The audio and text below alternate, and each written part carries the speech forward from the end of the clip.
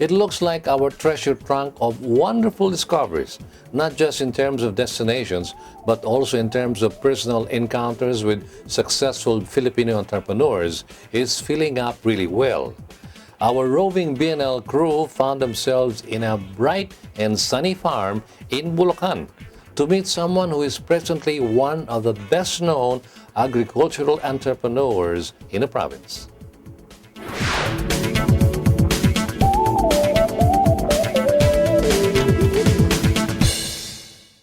This is the Duran Farm in San Ildefonso, Bulacan. It is big and teeming with fresh vegetables, ampalayas hanging from trellises and waiting to be picked, bright red-fingered chilies sticking out from bushy shrubs.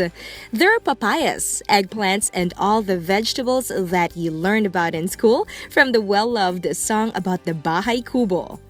The proprietor of the progressive Duran farm is Daisy Duran, who recalled the story of how her family struggled to earn a decent living just a little over a decade ago, how she supported her driver husband with her business of selling fish balls and other foodstuff. Nako, isang simpleng may bahay, nagtitinda ng fishball at palamig. Yun yung aking pinangsusuporta sa asawa ko na noon naman ay driver. Bilang malapit kasi kami sa school at chapel, yung mga estudyante, nakita ko yung opportunity kung paano ako makikita para nga makasuporta na buhayin yung aking 3 anak. E di habang tinda ako ng tinda, mayroong isang customer na taga Department of Agriculture, nag-iikot sila sa barangay namin sa pag-iimbita sa seminar sa paggugulayan. Ngayon, then nauhaw siya. Sabi ko, ano yung sadya nyo dito sa amin? Yun nga, kwento niya, ini-invite nga raw niya yung kapitbahay namin actually, yung ini-invite niya. Tapos sabi ko, pwede ba akong sumali? Kahit ako'y babae. O sige, sabi niya, dumalo ka sa 3 araw na pagsasanay sa Bulacan Agricultural State College. Yun, yung 3 araw na yun, doon na ako nagsimula na natuto sa pagtatanim ng gulay. At kainaman kasi noon, nung training na yon, after noon, merong after training support, yung production inputs ng mga seeds, organic fertilizer, seedling tray, yung pang starting capital para sa isang 1,000 square meter.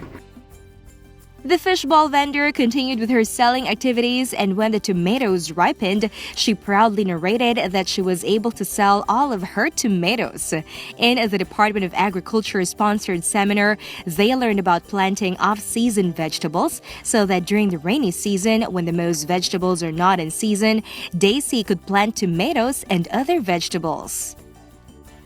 E di yun nga, kumita. Ang kainaman kasi sa pagtatanim ng gulay, every other day, bumibenta ka. Every other day, humaharvest ka. So, nung dati, sinisimulan ko lang, pagpunta ko sa palengke, na naninindahan ako ng mga paninda ko ng fishball, dala ko naman yung aking mga produkto na yun. Tapos, malaon, kumita, nagkaroon ako ng puhunan, nilawakan ko na. From her barbecues and fish balls, Daisy discovered that vegetable farming was more fulfilling and actually more profitable. From her vegetable business, she ventured boldly into another aspect of farming, selling seedlings and earning for herself the nickname Seedling Queen of Bulacan. At yun nga, lumaki na ng lumaki. Noong year 2003, yung namunla naman ako. Yung pagpupunla na yon, na pinaka naging business ko dito, kauna-una na akong pumasok sa seedling business at malaking tulong yon.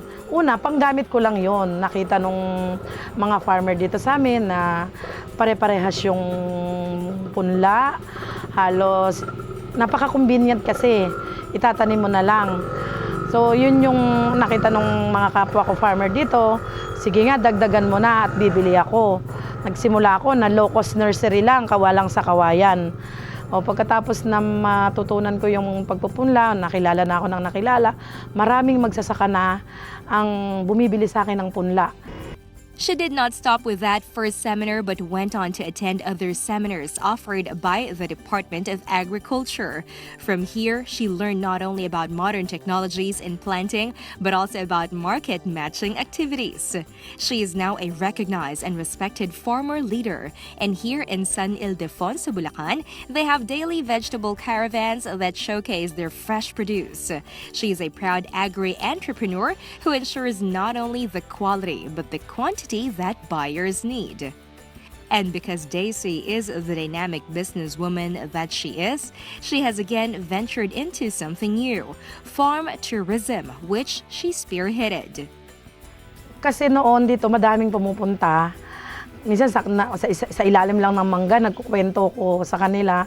Nagtutok ako dito, mga estudyante, mga kapwa ko farmer, family, yung gustong pumasok sa business. Sa ano lang, nagkukwento na ako hanggang sa dinevelop ko na yung farm ko na sa pagtanggap ng mga bisita. Kaya ito ay tinuturing ko na rin isang profesyon namin kung saan yung aming mga kaalaman ay binabahagi namin sa kanila. Pwede silang mag-enjoy dito, matuto. At sa pamamagitan ng farm tourism ay nabuhay yung aming barangay, sumigla. Nagkaroon ng hanap buhay ang aking mga kabarangay dahil yung mga produkto rin nila ay naibebenta ko sa loob ng mga farm. Kasi yung mga bisita na yan, pag nakita nila yung mga gulay, bibili sila, mamimita sila, pero babayaran nila. So gano'n, nag-accommodate din kami dito, yung gustong mag-overnight, gusto nila yung pagising nila sa umaga, makita nila yung mga magsasaka dito, ay yun din, tinano natin sila.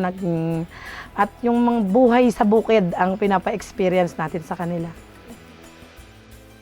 She developed different packages for people who wish to visit her farm. A simple farm tour that lasts 1 to 2 hours, where visitors are walked through the entire farm and even allowed to buy their own fresh vegetables, which they can harvest personally, for instance. Or one can have a whole-day farm tour where Daisy conducts lectures and basic seminars on organic fertilizers, how to raise seedlings or plant palay or raise free-range chickens. One can opt to stay overnight and experience the simple life in an honest-to-goodness farm. Here you will be served the freshest of vegetables or have a chicken dish or even have a whole pig roasted for you. Duran Farm has been accredited as a training center by TESDA for agricultural crop production, so she has credentials to train. Out-of-school youths or jobless people who are interested to go into agriculture or even people who may want to work in big farms abroad benefit from her seminars and training. After 445 hours of training on basic areas like land preparation to learning how to operate farm machineries, the successful trainee can get a national certificate from TESDA. Madaming idle, madaming bakanteng lupain na nandito sa atin sa Pilipinas. Makita lang natin ang kahalagahan nun. At unang-una, ang ipoproduce natin pagkain. Dumadami ang populasyon, lumiliit ang lupa. Kung kakaunti ang taong magmamahal sa agrikultura, paano na ang ating future, paano na ang kinabukasan ng mga tao. This lady who did not have much formal education is now a teacher, imparting her knowledge to anyone who wants to learn. She is now also looking at further expanding her farming business. Gusto kong magkaroon pa ng mga additional school room dahil meron pa tayong mga kurso na gusto natin na madagdagan. At gusto ko rin na magkaroon pa ng additional na lupa para sa mga production area namin at mga additional seedling nursery para marami pa tayong mapagsilbihan ng mga magsasaka.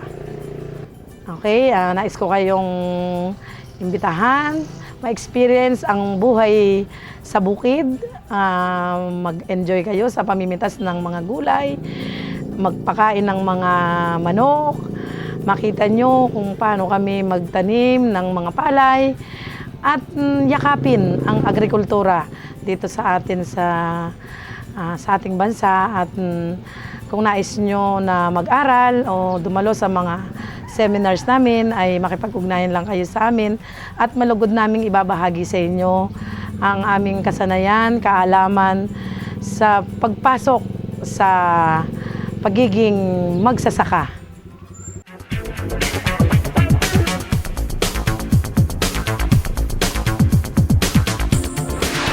There you are, another inspiring story here on our segment Proud Pinoy, which spotlights successful Pinoy entrepreneurs.